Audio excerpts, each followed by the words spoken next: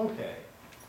Now, we found the magnetic force of on a wire, on a segment of wire, caused by an external magnetic field, can be given fairly simply by the current times, delta L, that length of wire, crossed onto the magnetic field. But what if I have two wires?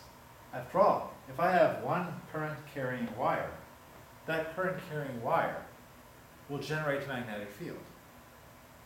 And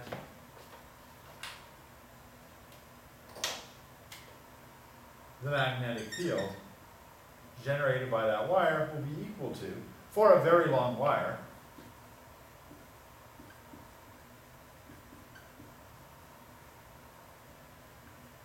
B2 is equal to mu naught I 2 over 4 pi r. So, to use the right-hand rule, one of our right-hand rules is we have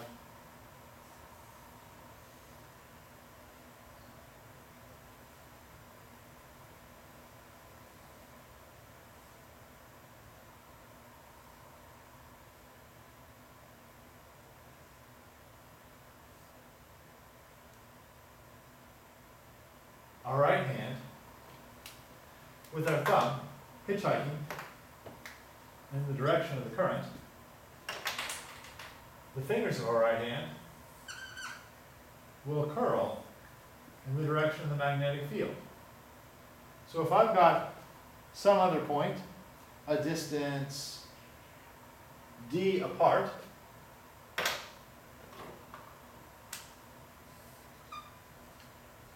then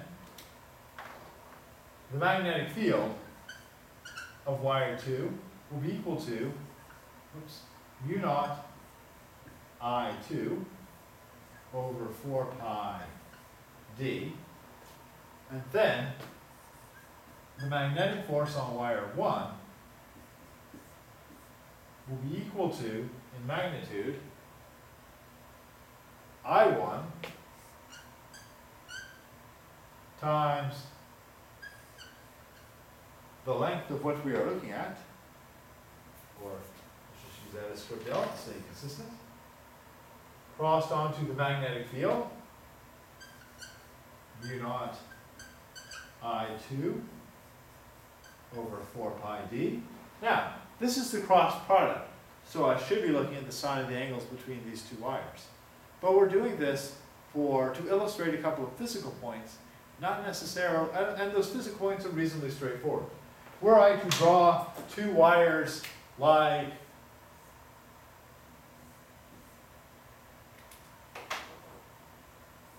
so, I could keep that there, but it would make a lot of things much more complicated. If I'm just looking at these two wires as it stands right here, then I'll get a magnetic field from B2 out of the board. Then IL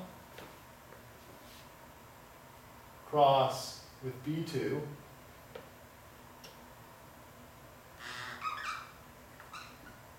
gives me a force toward the other wire. If I2 were moving in the other direction, then my right hand would be hitchhiking in the other direction. The magnetic field would be going in the other direction. So if I were to do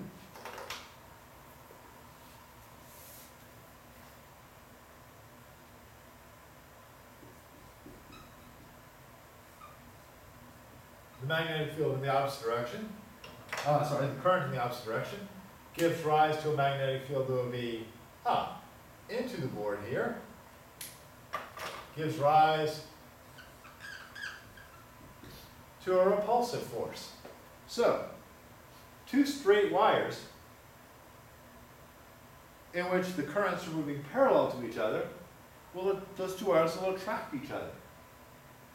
Two straight wires where the currents are opposite each other will repel each other. Now notice that I've got here that the magnitude of the magnetic force then becomes mu naught I1 I2 L over 4 pi d. That'll also be the magnitude of the force of thing 1 on thing 2, because it basically would just be switching those two values. And I1 times I2 is the same as I2 times I1.